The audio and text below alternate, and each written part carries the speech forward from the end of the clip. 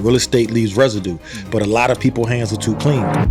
We got my guy Cal in the building. What I realized, what a lot of people don't realize, I knew to use my job as my silent partner. I was in there now learning how to take this information to structure my business. And then I respectfully fired my boss. Fire. So when you first getting into real estate, or even the first time you're going to go buy a home, instead of buying that house on the hill, you could have bought a 4-unit apartment building. Whereas though you lived in 1 unit and you can rent out the other 3 units, so now you're living free. There's a difference between active income and passive income. So me, I'm making money in my sleep. The more active I get to knock down my liability of debt, my passive goes up. If there's one thing about the type of real estate that you do that has to be an absolute principle you want people to know, what would it be? Find somebody that's doing it, you emulate that, you execute. Information is on your mentor, the execution is on you. Hey guys, we realize a lot of you are coming to the page and enjoying the content, but we see a lot of you still aren't subscribed. And so if you could click that subscribe button, it'll help our channel grow and give you more episodes with a lot of amazing individuals. Yo, welcome back to another episode of Attractive Mindset. Listen, today's guest all the way from Philly. You know, we got a lot of Philly people that touch this stage, and you know, only the real ones are allowed to come in the building. And so we got my guy Cal in the building today, and I'm gonna let him tell you a little bit more about himself. Hey, listen. First and foremost, I want to thank you for having me on your podcast to talk to your people, man. It's an honor and a pleasure, man. And most people that know me from Philadelphia, I'm Calvin Cannon Jr. I am a real estate investor, not a real estate influencer. So we're going to clear that up today. We're going to talk about that, about how real estate influencers do one thing and real estate investors do the opposite. You know what I'm saying? So that's what we're going to get into. I like that distinguishable difference. He said, do not put me on that side. Facts. You got investors and you got influencers. And Absolutely. so in your words, what's the difference between the two? So, and it's not that one is bad or one is better than the other. It's just that most times real estate investors, they do real estate, right? They're full-time doing real estate every day, all day. I'm in real estate every day, right? Real estate leaves residue, but a lot of people's hands are too clean. So when we talk about the people's hands that are too clean, that's the real estate influencers, right? They get a little bit of information. Sometimes they gurgitate information and then they try to repeat it and teach something that they heard somebody else doing versus teaching what they're doing. So, you know, most people who are looking for a mentor, a coach, or somebody that's going to give them the right information to get ahead, to level up, you want to be with the person who actually does the actual thing that you're looking to learn. Oh, facts. Yeah, because they make money off of coaching. For sure. They don't make money off of the actual thing they're coaching. Yeah. And that's one of the biggest differences that I see with a lot of these new age just entrepreneurs in general. My first LLC was 2010. Right. You know, so it goes way back, and I'm not even like, you know, up in age like that, but for sure. I've been in the game for a minute. You know, a lot of COVID babies been born when it comes to like entrepreneurship and stuff like that. And so the waters are traversed a little different. Yeah. And so, you know, what we talk about on Attractive Mindset is we go back to learn who you used to be. Yeah. You know, and how you got to where you are today, because it's important to understand that everybody's journey is not only different, but people aren't what you see on their Instagram right now. Not at all. They might see all the properties you have, the things you've done, the accolades, the money, but they don't know how you got there. Absolutely. And so I want to start from the beginning. So growing up in Philly, take us down memory street, man. Hey, man. So, you know, first and foremost, I was not born with a golden spoon or even a platinum spoon. You know what I'm saying? So we wasn't poor, but, you know, we had enough to get by. Mom raised me in a family household. My dad was an entrepreneur. Okay. My dad owned a few bars, a few clubs in Philadelphia. Okay. And me coming up, I had the entrepreneur spirit in me, but I never got exposed to it because my dad never allowed me to do the business. You know what I mean? So, you know, going to school, learning, I wanted to be my own man. Right. So a lot of times people think when you become a real estate investor that it was always in you, or somebody in your family, you know, passed it down to you, or somebody passed you a property. That's not my story. You know what I'm saying? My story is I wanted to get out of my parents' house because my mom was so strict. You know what I mean? I had to be in 8:30, 9 o'clock as soon as the sun went down, the street light came on at night. I had to be in the house. I couldn't do the things that I want to do. It was a lot of rules and regulations. Religious? So, not really religious. It was just strict. You know what I'm saying? It was just straight strict. Military? No, not even military background. None of that. Mom's was just like, you know, I was her baby boy. Gotcha. So she felt like, you know what, back then, back in the 90s, it wasn't like a military draft, but she's seen drafts. She's seen what, black young men, if they didn't have their life together, either went to jail, played sports, or went into the military. You have siblings? I do have siblings. So I'm the youngest. Gotcha. You know what I mean? So, I was good at sports, but at the same time, I wasn't going into the military. You know what I'm saying? I wasn't trying to do that. So, my first taste into real estate was I wanted to leave my parents' house. I wanted my own independency. So look, I know a lot of times you're looking to get into real estate, and sometimes you feel a little bit confused because there's a lot of noise on side of social media. So I want to help you turn down that noise and get into real estate from a real real estate investor that's doing real estate every single day. So I want you to tap into me, Calvin Cannon Jr., for the Cash Flow Roadmap Mentorship Program. We're a hands-on mentorship program that's going to teach you how to start real estate, how to maintain real estate, and do real estate like a business. So if this is something that you're interested in, all you got to do is click that link down below, and I'm gonna see you in the inside. And doing that, I went to college because I figured, going to college, being on campus, I get out of the house. So, hold on. Let's not jump there first. We're trying to understand, how you even get to that. Yeah, and so, growing up with your siblings, what's that like? How many siblings you have? Older brother, sister? Yeah, so at that time, I had an older sister. She was older than me, but my mom also did foster care. So my biological sister was older than me, and then after my sister moved out, my mom did adopt more children as well. So I didn't get a chance to actually grow up with the younger children because by that time I moved out. But yeah, I had an older sister, and we was, the relationship was good. She was my older sister, but she protected me because I was the younger brother. Then I became the big brother as I grew, got 6'2", you know what I mean, 250 pounds, you know what I mean? So it's a little bit different as you're growing up. Got you. Okay. Yeah. And so with this kind of environment, because especially, and listen, I'm from New York.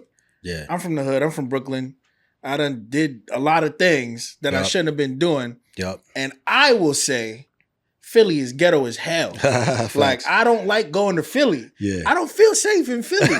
and this is I walk around pretty comfortable most of the time because, obvious reasons. But when I go to Philly, I'm like, yo, I start itching. I gotta get out of here. Yeah, I gotta go. You know, and so you growing up in that kind of environment, especially in the 90s, was it worse back then? Do you think it's worse now?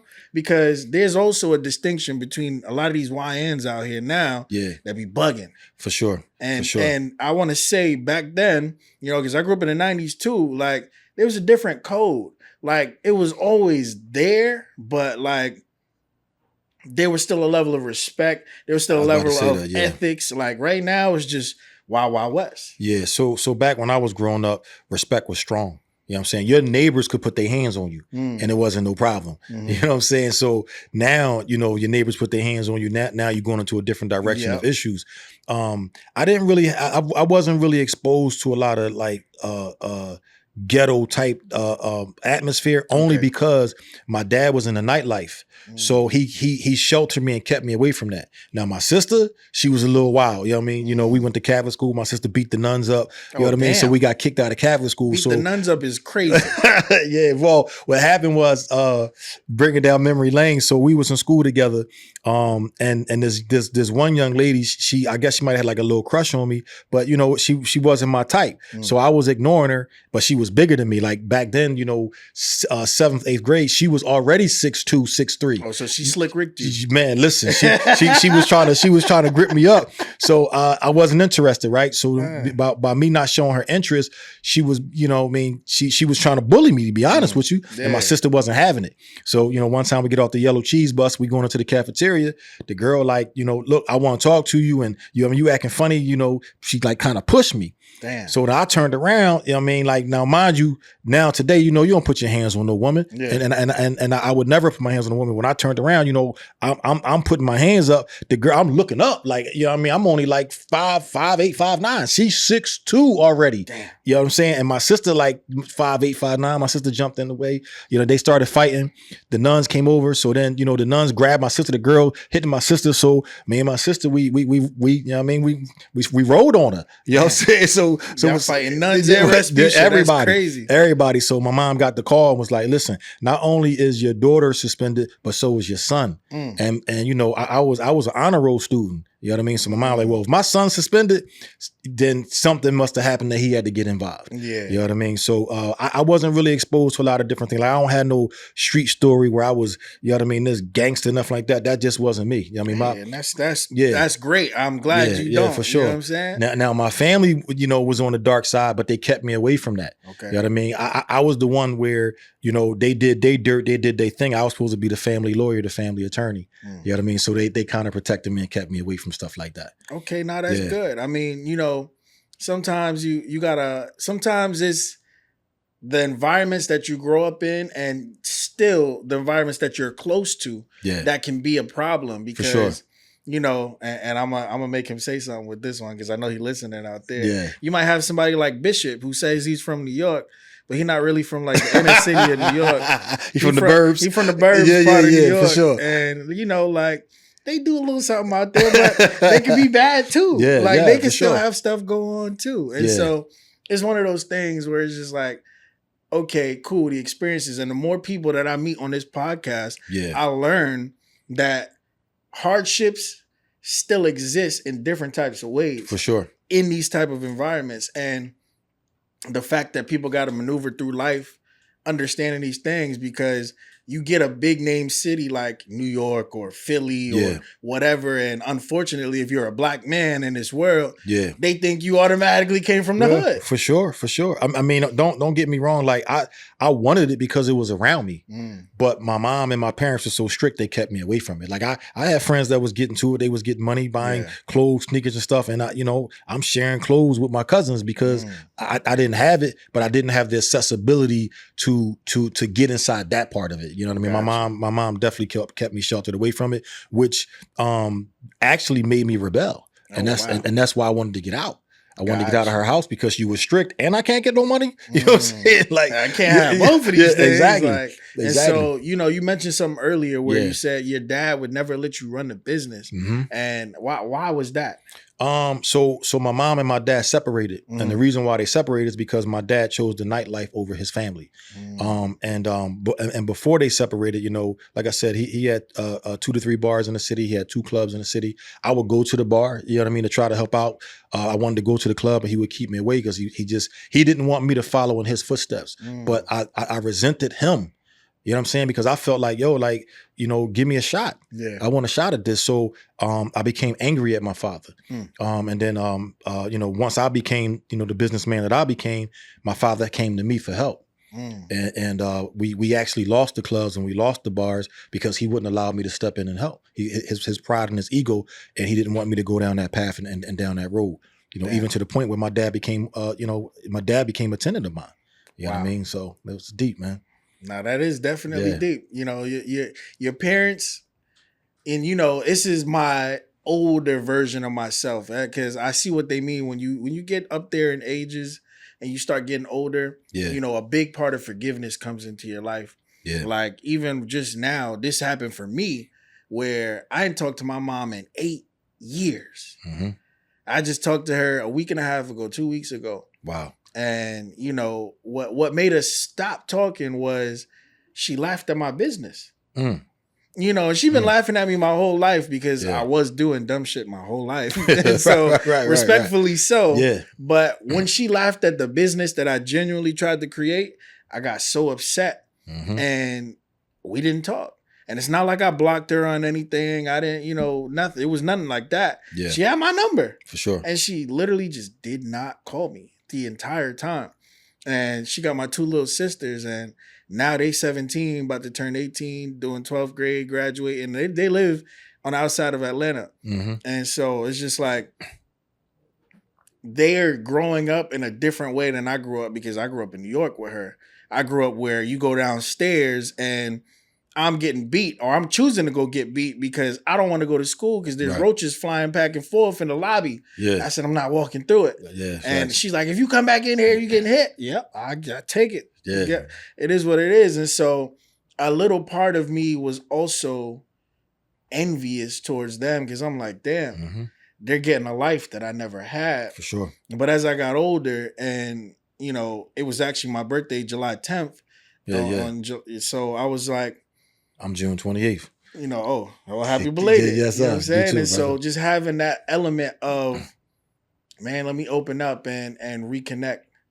Yeah.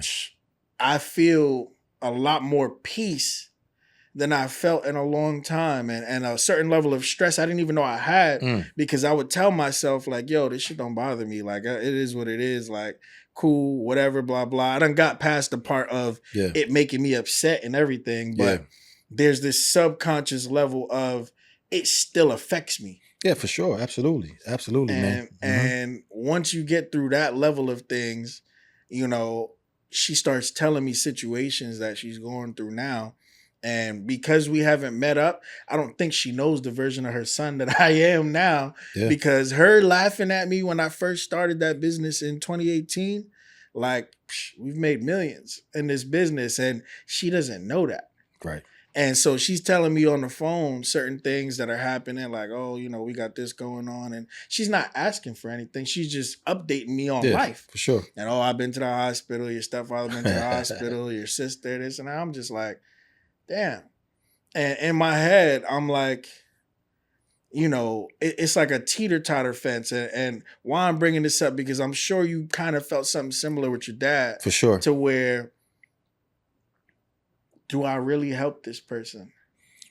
So mine was a little different. For me, I was always taught that never let anybody control your emotions. You know what I'm saying? Because when they control your emotions, they control your mind. And if they control your mind, they control your money. Facts. And if they control your money, they control your movement. You know what I mean? So I was always raised that way. My stepdad that stepped in to raise me, he was in the streets, and he always taught me, you know what I mean? Like, never let nobody control your emotions, even your own father. You know what I'm saying? So when my dad did that to me, my whole get back was, I'm gonna be better than you. You know what I'm saying? Like I'm gonna be so strong that you're gonna come to me. And that's exactly what he did. You know, he struggled with the business. He just came to me too late. Like, once he came to me, it was almost impossible for me to save the business. It was, you know what I mean? It was almost gone. The banks had their hands on it. You know, the bankruptcies was already kicking in. So I told him, I said, listen, there's nothing I can do to save that, because it doesn't make sense at this point. However, moving forward, whatever you want to do, I got you. You know what I mean? So he was like, oh, you know, I want an apartment building. You know, okay, I can't buy you that, but I can put you in one. You know what I mean? So my dad came, and, you know, him and his new girlfriend, they came and actually moved into one of my apartment buildings. And the interesting thing is, my mom got mad.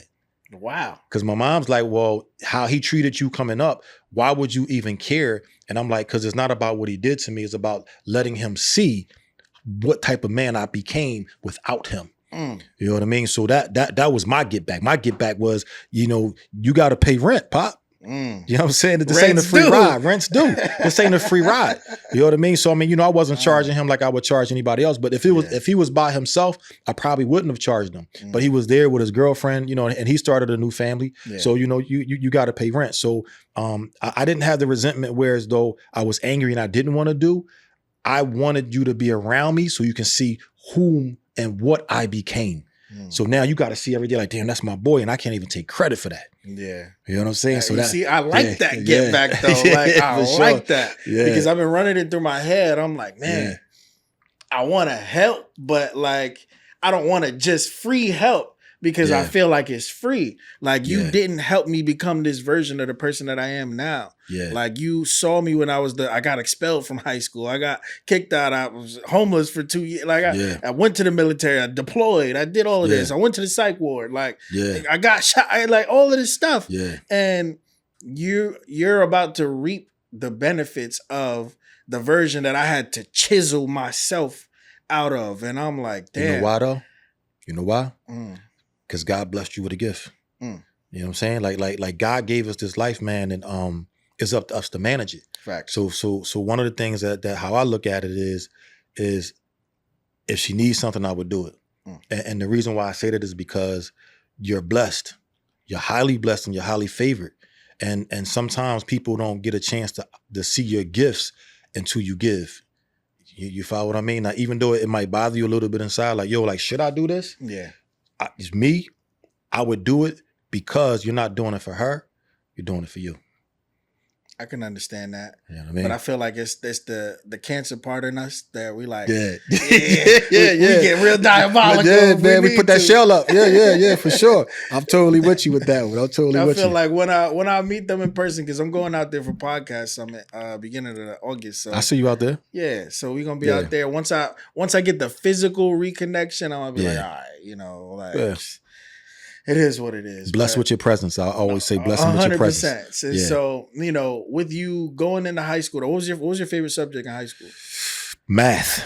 Oh, I love numbers. Oh, absolutely. I love numbers too. But hold on. I don't count Pythagorean theorem as numbers. I don't love neither. that. Yeah, me neither. But you know what? I'm a numbers guy. You know what I'm saying? And I've always based my life on numbers. And math was my favorite subject, not only because of the math, but my math teacher was phew. She was on there. Yeah. Okay. See, that's good motivation. Yeah, great motivation. I never had that. Yeah, my math teachers looked like Bill Nye and sounded like him too. And I was like, man, get me out of here. Yeah. No, my math teacher was nice. You know what I mean? So it encouraged me to stay in math. And so you went straight to college after you got out of high school? I did. So I graduated out of high school. I actually started college early. I started in the summertime. Okay. Because just to take some pre-classes. Plus I wanted to get out of my parents' house. You know what I mean? That independence. So you did like because I never did that process. You did a stay at college, go away to college. I don't even know what it is. Yeah. So I went to Temple University. And at Temple, if you lived in Philadelphia and you wanted to stay on campus, it was more expensive because you were in state. So what I did was I actually bought my first apartment building through my grandfather, who knew a young lady who was selling an apartment when I was going to Temple. So I started school first, still living at my parents' house. I applied for a stipend check. And the stipend was to take care of my room and boards, which was $5,000. I wasn't really good in English and all of that. So I put the application in late. So I had my 2 semesters in. The stipend check came after the second semester. It was a check for $5,000. I deposited. The check cleared in PNC Bank. I'm like, man, I'm rich. You know what I mean? So I'm starting to feel myself a little bit. You know what I mean? Then my grandfather found this apartment building on 32nd and Cecil B. Moore. Lady wanted $5,000. I emptied and closed my account and gave this lady all the money I had to get into this apartment building. Yeah, duplex. That was my first property that I ever had. Sheesh. And so you okay, so I see what you did. You got the check that would have covered your room and board at the college. You used that whole check to buy the apartment building and you stayed in there instead. I stayed in there instead. That's crazy. Yeah. I knew nothing about real estate. I gave her cash. My grandfather did the paperwork behind the scene. We back then you could just fill out a deed. Everybody signs it, and then you went down to the city hall and you filed the deed. I never went to a title company. I never had a realtor. None of that because I didn't understand the process. And this place was not fixed up. You know what I'm saying? Like the back windows had boards on them. The front windows didn't go up and down. I had roaches, rats, snakes. I had all types of insects and rodents inside the place. I used a sofa to block the front door because the door didn't lock, but it was mine. Wow. You know what I'm saying? Like I wanted to get out of my parents' house and I was proud of it. Wow. Yeah. Okay. So I already know this is about to be a journey. So facts. Walk us through fixing this thing up and getting to the level where you're like, okay, I got to make some money. Like how many doors do you have? Like how was it set up? I didn't fix it up. Oh, damn. So I moved in it. I was eating peanut butter and jelly sandwich, Clover iced teas back then, and Pillsbury chocolate chip cookies was my dinner every night. Noodles and noodles. I started going back. I'm not started, but I continued to go back and forth to school. And then a gentleman who was he was an entrepreneur. He had his own pharmaceutical business. You know what I mean, in the streets. And he saw me a couple of times coming in and out, and he was like, "Yo, I want to buy that building." And I'm just like, whatever. You know what I mean? I'm 17, 18 years old. I was going in one ear out the other. Finish. I'm doing my thing. Fast forward, following week or two go, he come back to me with a bag of money and was like, I want to buy the building. I'll give you $60,000. And I'm like, huh? He opened up the bag. I looked in it. I didn't even count it. I said, I didn't even count it. I did. Even till today. And I say this on the podcast that I do. I tell people, if you know the guy that sold me that property, please make sure he really gave me the money because I never counted the money. We went back inside the building. He had a folder full of documents. I signed off on all the documents. I didn't ask for anything. I grabbed my books. Back then we didn't have laptops. I grabbed my books. I grabbed my clothes that I can fit in my school bag. I grabbed that bag of money. I gave him the keys and I left. And I never went back. Wow. Never went back. That's crazy. And so where'd you go? Back home. So if you thought you was rich on 5 bands, man, listen, you couldn't tell me nothing. 60. Right? But guess what though? Mom Dukes humbled me real quick. Went back home. Remember, she's strict. Yeah. She took me right to the police station. Oh, damn. Because remember, my family in the streets.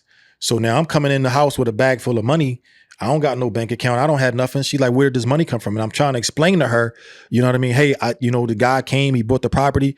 She thought I was lying. So she took me back to Broad and Champlos, which is the 35th Police District, took me right inside, turned me in. Your own mother turned you in. Yep. So we went there to, and I remember it clear as day. It was this Caucasian detective, freckles on his face, red hair. He sat us down. He put us in one of those, what was it? It was a Crown Vic car. Put us in it. We went back to the apartment building. We knocked on the door. He went inside and talked to the guy first. Then he brought me and my mom inside. We went in. We talked to the guy. The guy explained to them that, hey, we did a deal. He had the paperwork. The detective looked at my mom and said, your son, he's 18 years old. He did a real estate transaction. Wow. So I could keep the money. So I went back to my mom's. Now we celebrating. You know what I'm saying? But you wasn't mad at her for that? So I was mad. But the fact that I got to keep the money, so I wasn't thinking mentally. I wasn't thinking about being mad at mom. I'm like, here, take a couple of dollars and now we good. Yeah. But what I started being mad at myself was because I never knew about financial literacy. I never knew about a bank account to put that money into the bank. I'm just blowing money. I bought my first car. I bought a convertible Mustang. I'm buying clothes. Big. Yeah, well, yeah, I'm just spending. Still today, never counted the money.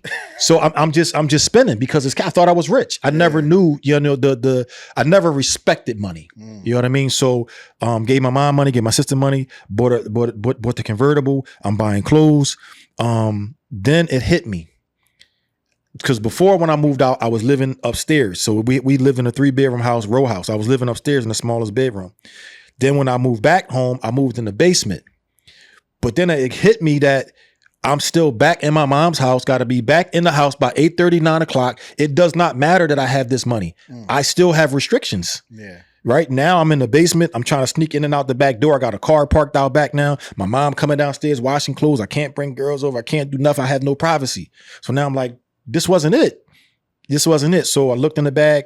I counted up the last $10,000. I went and bought a 4-unit apartment building for $7,000. Now this time I did it right. I had somebody do the paperwork. I started understanding the paperwork. I went to a title company, right? I got the property. I moved into that 4-unit building and I lived in every single unit fixing up the place. And that's where I started my real estate career at. Damn. And so you would live in the unit to fix it up. Yep. And then move to the next one and then rent that one out. Yep. So I started on the ground floor. I fixed that one up. I rented it out. I was probably getting like $700-800. No, that wasn't that much. It was $600-700 for the first floor. I think I got $700 for the second floor, another $600 for the third floor. Then I had a unit around the back that I was probably getting another $600 or $700 for. And so how much did it cost you after you bought it to fix it up for each floor? So at this time I had a job. So if I had to guess what I spent, I would probably say I spent maybe $10,000 a floor, not because the place needed work, but because I wasn't calculating what I was spending. I didn't have a system. I didn't have an accountant. I was just taking my paycheck. I was doing a little bit of things at a time. I didn't hire no contractors. Gotcha. I was doing everything myself. I did the own electric. I did my own plumbing. Now, mind you, I didn't demo this place out. I didn't put like brand new copper in there or brand new wires. None of that. I was patching and going, duct taping, black electrical tape. That's how I was living because I didn't know no better. You know what I'm saying? I didn't really know anything about construction. I just knew that this place was how it is. My biggest expense was painting, rugs, light bulbs, light switches, and changing out some bathroom vanities. That's all I did. And so were you the fix it guy too when the tenants came in? They're like, yo, we got a problem with this. Yep. Because so at this time, once I got all 3 units rented out, I'm still staying in one. So I got that rented out. Now I'm bringing in cash flow. So now I'm like, man, like, what I'm gonna do with this money? So then I kept that building for a while, and then I bought my first FHA property, which was a single family home. So I used the income from my job, the income from that property, and I was able to get my FHA property. So I got that in like the northeast area of Philadelphia. When I moved into there, I rented out my unit. So now I got my unit. Now I'm bringing in 4 incomes. Now it's starting to kick in like, yo, I'm really doing something here. So I went back to school and I switched my major from criminal justice to business management. And then I took myself to real estate school and got my real estate lessons. I was going to be a lawyer. Remember, my family wanted me to be the family attorney. Gotcha. I was going to be the family attorney. You know what I mean? But that, people, my stepfather got killed. My father passed away. My cousins got killed. And then the other cousins got locked up. So everybody was gone, due to the streets. Yeah. Okay. And so when you switch your major, what'd you switch to again? To business management. To business management. Yeah. How long did you stay in college for that? And was it even worth it for what you were already doing? Great question. Yes. So I graduated from college, and I got my degree. Once I got my degree, I also was working. So when I was working for a retail supermarket. So did my college education help me get that job? No, absolutely not. And when I started at that job, I started in security. Yeah. I started as a security guard. Then I went from a security guard to a undercover store detective, from a store detective to to a night closer, then to a shift manager, then to an assistant manager, then to a store manager, then to a district manager, then to a regional manager. So I went up in the ranks. About 15, 18 years. Wow. So that ended up being career. That was my career until the company filed bankruptcy. Wow. You know what I mean? But what I learned along the path was I learned how to get a mentor, right? So I'm still buying real estate. What I realized, what a lot of people don't realize, is that I knew to use my job as my silent partner, my private investor. So I was taking my paychecks from the job and I was still buying properties. Then I realized that, you know what? I got my LLC. Now I'm getting business minded because I'm taking the college information and now I want to learn how to do this as a business. So now when I go to work with a purpose. I wasn't going to work just to work for them. I wasn't going to work to just work for them. I was going to work with a purpose. I was going in there, learning HR, taking their documents, learning how to read P&Ls, learning how to do EBITDA. I was in there now learning how to take this information to structure my business. And then I respectfully fired my boss. Fire. Yeah. No, that's crazy. And so after spending all this time having that silent partner, you waking up doing the real estate thing, because you hear a lot of these stories where somebody be like, yo, I just made 50K in a day. I just made 100K in a day. Yeah. For you to be doing this for 18 years, what's the difference? So one of the things that a lot of people got to understand is that you have different type of real estate, right? And a lot of people make a lot of money off of intellectual property real estate. I make my money off of physical real estate. You know what I'm saying? So when people say that, they made 50K in a day, that's probably more of an intellectual property or, online real estate that they're doing, digital products. That's what, still real estate, but it's a different type of real estate. I don't know too many real estate investors that's making 50K a day doing real estate. I just don't know it. I'm not saying that it's not out there. To me, I think it's far-fetched. But when you're making digital products and you're doing intellectual property, which is another form of real estate, that is more believable. That's more achievable to do that. I just wasn't that guy. I'm brick and mortar. You know what I'm saying? Brick by brick. You know what I'm saying? And you want to stay that way. So yes and no. So one of my good brothers, man, Runway, you know what I'm saying? That's my brother. And he is the master of digital real estate. You know what I'm saying? So it's kind of hard when you got your brother like, yo, in your ear, like, this is what we need to do. And I'm like, yeah, but I'm doing this. You know what I mean? So what I had to do is I had to come up with a system. And what I learned in real estate is that you have active income and then you have passive income. So as I was coming up in real estate, we focused more on passive income, right? But then as, times change and the market changed, you have to understand that you still got active and got activated to get to the passive income. So what I learned and what my brother taught me was, yo, listen, do this active income to take care of the passive income. So a lot of people say, oh, I want to make $100,000 cash flow a month. That's not, just as nice to have, but do you need it? You know what I'm saying? Like, do you really need it? And people might say, yeah, I want to wake up and have FU money.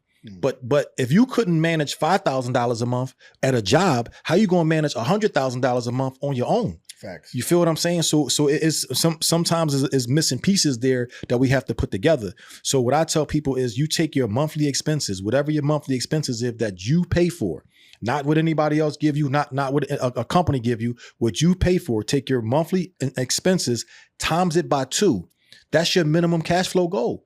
So if my monthly expenses is 5,000, I times that by 2, my minimum cash flow goal 10. really is 10K. Yeah. So I'm able to pay my expenses for 5,000, take the other 5,000 and continue to invest. That's your minimum cash flow goal.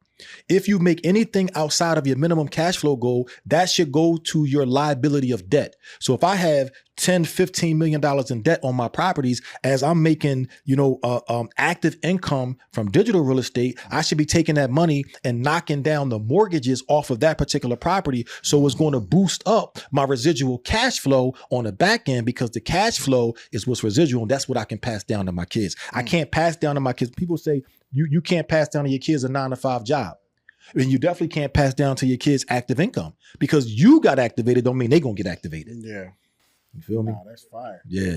Okay. So, you just said a whole mouthful in just that. Facts. And, I really like that approach to it, to be honest, because with that approach it's almost black and white. Like you see one thing and you're going to get this. You do this, you'll get this. Yep. Whereas, because I've had over 200 episodes now. Yep.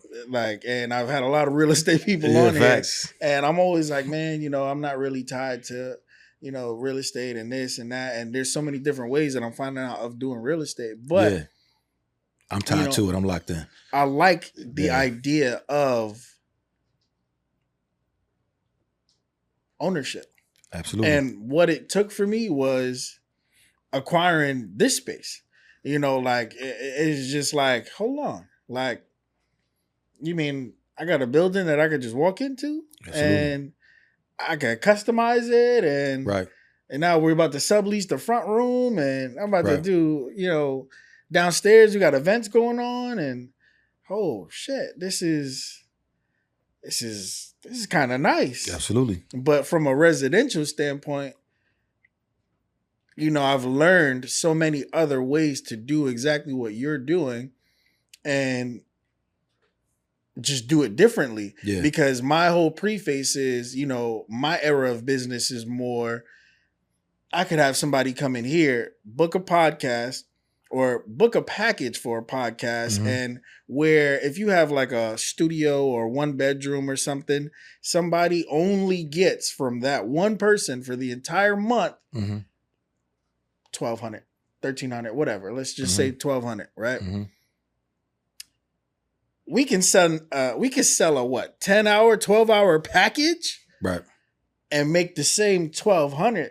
And so in my head, I'm like, wait, why am I buying a whole house with one person and get that same $1,200 for just this or apartment, whatever it is, when I could have one person buy a 12-hour package, get this, and on an hourly basis, it's automatically a minimum of $150 for sure.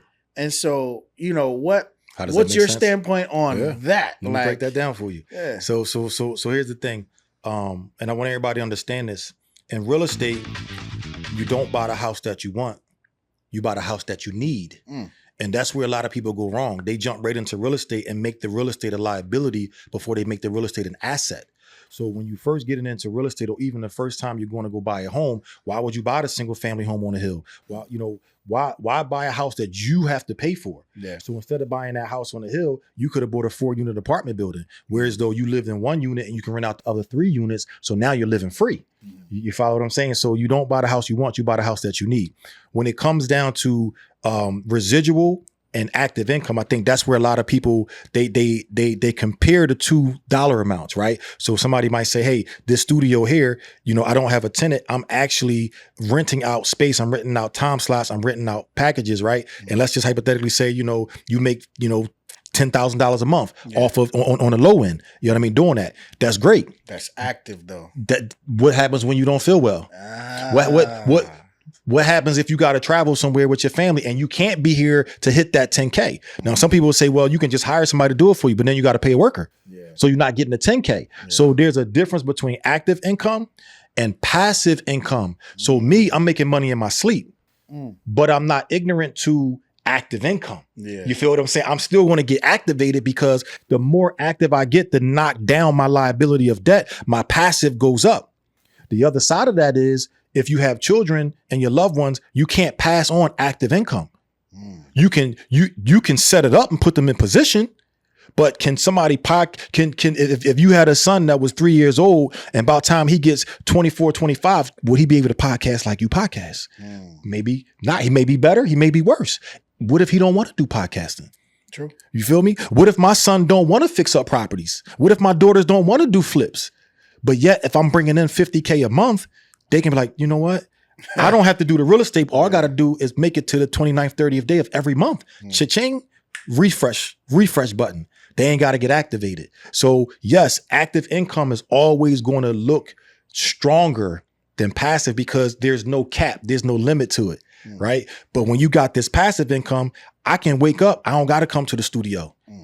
You know what I'm saying? No, that's fine. Right. I mean, so that's definitely but fine. You need both. So I'm not discrediting the active income because I get active too. That's why I'm here. You know what I'm saying? Because you still got to get active. But however, there's a difference between being rich and there's a difference between being wealthy. Right. A lot of people focus on rich as a number. Hey, I need to get this. I need to get this particular number and I'm rich. Then we confuse our mindset and think that rich is wealth and wealth is money. Wealth isn't money.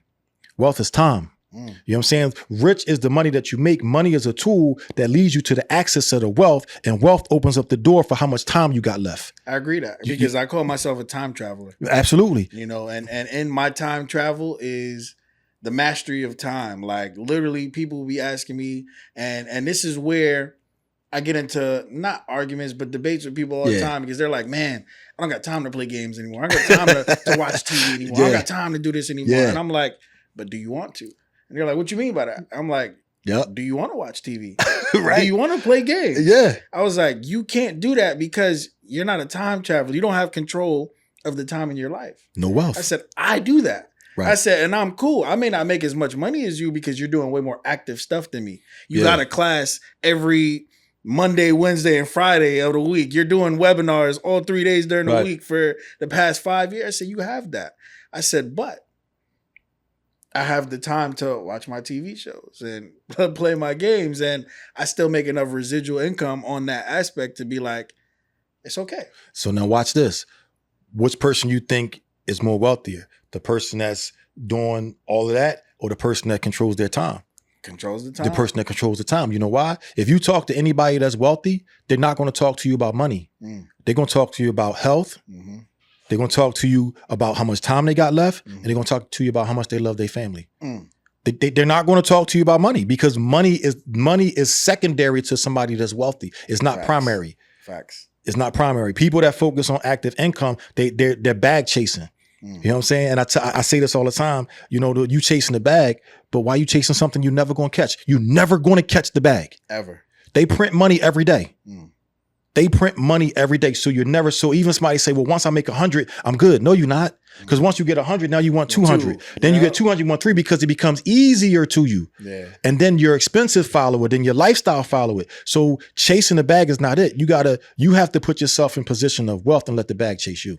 So that pizza is hitting me right now. Facts. Like I smell all of that. Yeah. It's crazy. Y'all are diabolical out there for that. You know what I'm saying? Y'all but it's Domino's? Yeah. It smell like Domino's. It is Domino's. I know it. Papa John's don't smell like that. But let me ask you, sure. do you have to have an exit strategy for your type of business? Absolutely.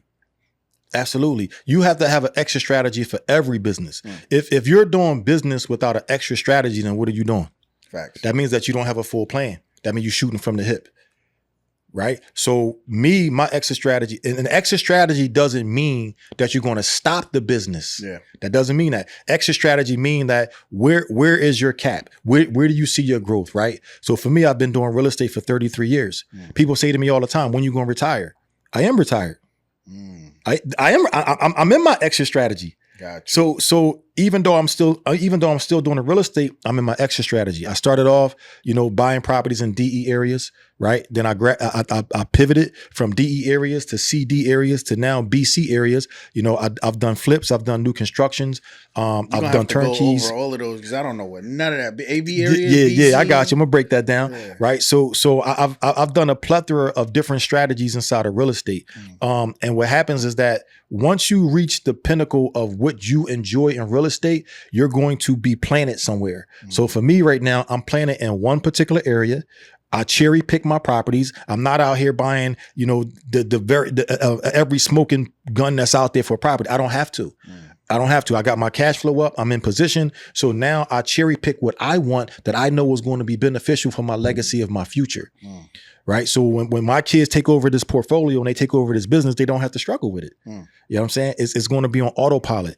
My next step for me though is teaching people what I know, teaching people the real side of real estate, not giving them something that I regurgitated from somebody else, not giving them something that I'm not doing every day. I show up in real estate every single day, not because I have to, because I choose to. It's my God-given gift. I enjoy real estate every day, right? I tell my family the day that I pass, just bury me in the back of one of my properties, save taxes, because that's my passion. This world owes me nothing. Facts. I've done everything that I wanted to do. And I'm continually doing it by doing my passion and living. And that's how you live life, man. That's solid though. Yeah. Like I'm living in my exit strategy. I'm living it. I'm living it. Like when I talk about, doing real estate and tell people about my IULs and life insurance, when we first started getting into life insurance, we automatically thought that, well, we setting up for if we pass. Life insurance is exactly what it says. You use it during your life. You use it now. You got to use it now. Because if you wait until you pass, guess what? I mean, what was the purpose? So life insurance is for the life that you're living to live it now. I look at my life the same way. Like I'm living in my exit strategy right now. When I go, nobody owes me nothing, man. Like when they come back to get me, the first time they came when I had cancer, I beat that. Now I'm back. The next time they come get me, I'm going to be empty. I'm going to be an empty shell. I'm pouring out to the world everything that I got.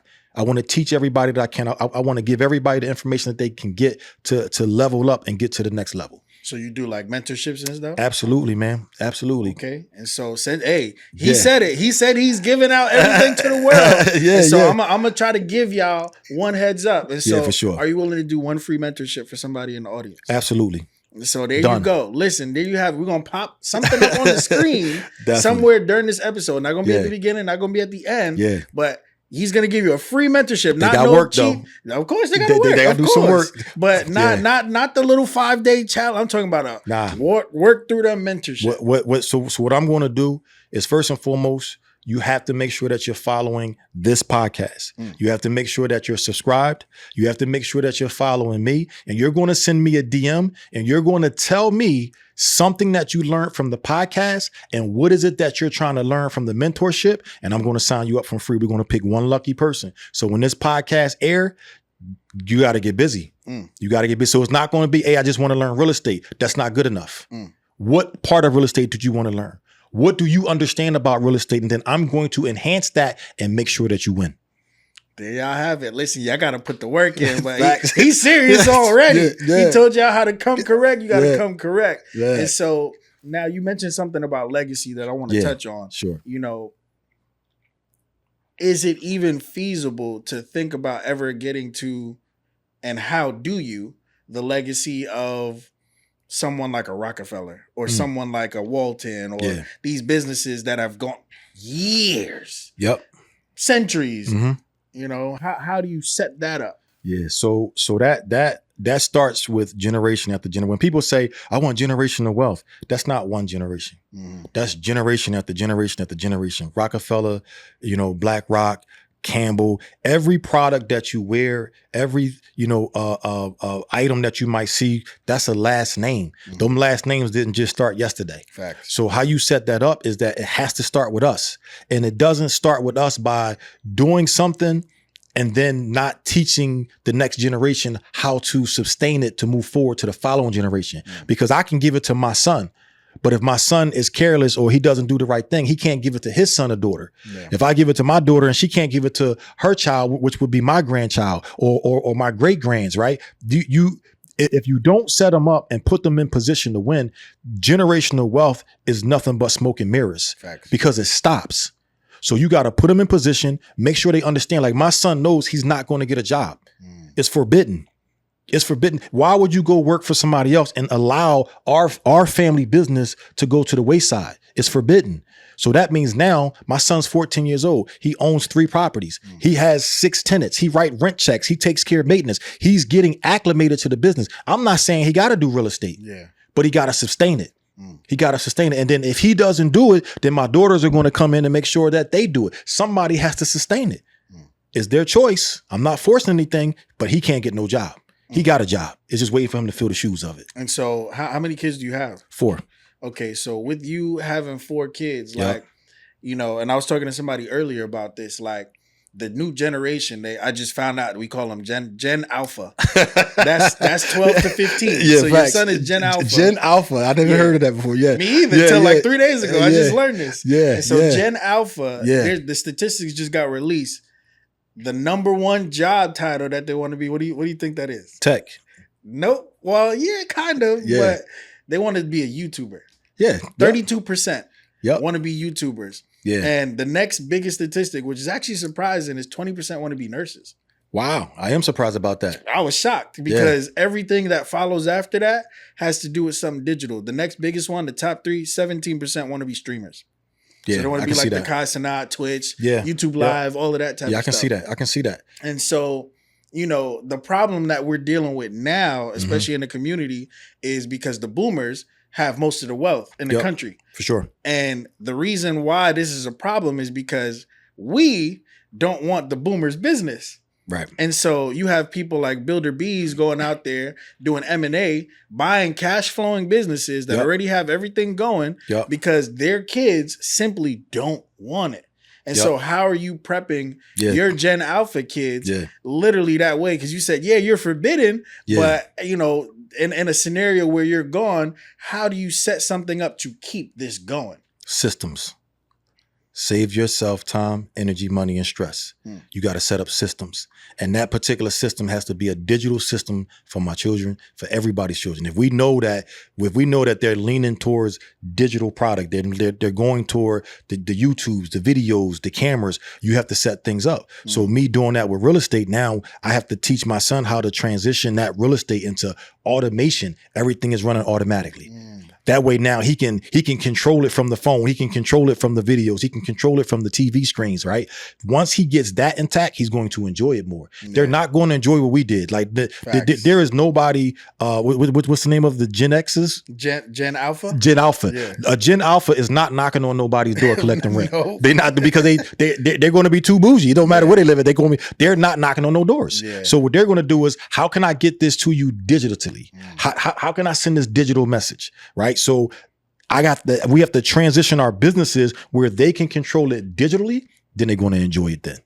No, that's bars. That's bars right there, man. Yeah. Cal, this has been an amazing conversation. And so, appreciate that, bro. You know, if there's one thing about the type of real estate that you do that has to be an absolute principle you want people to know, what would it be? Man, I would say that if you want to get into real estate, you have to learn and identify what you understand.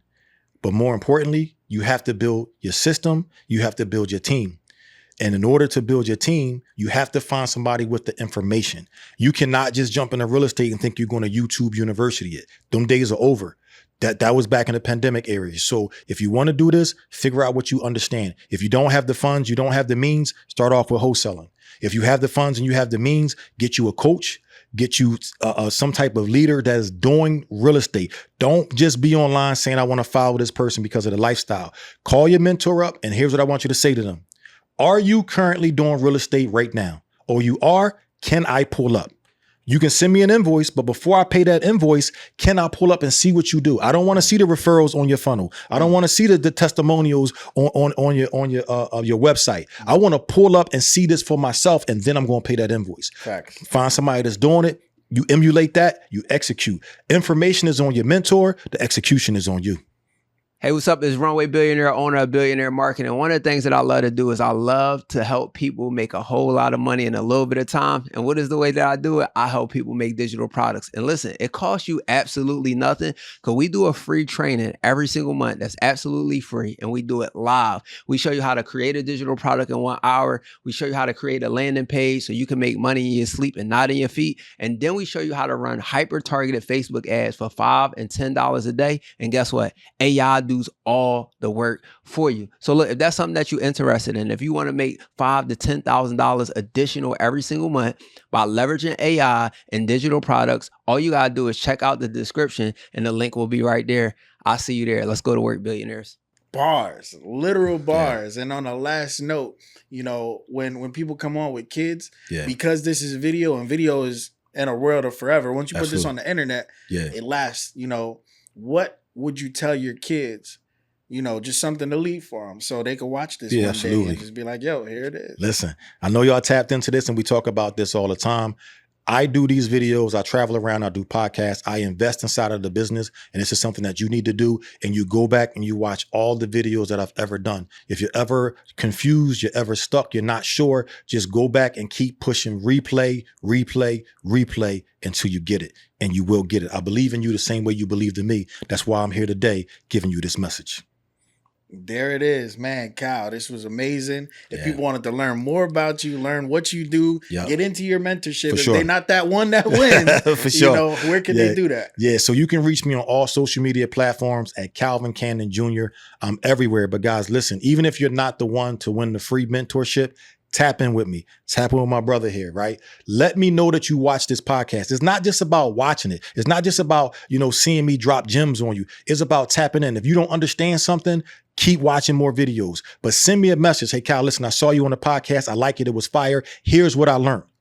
And the more you invest into me, the more I'm going to invest into you, right? That's how you win. Man, amazing. Listen, this man gave y'all so many gems. I hope you really you might have to watch this episode a couple of times and rewind certain parts, and we'll make it easy because we know you Gen Alphas and Gen Zs, whatever. Like y'all like the easy stuff. So we'll make sure it has the tabs to click to certain parts. Absolutely.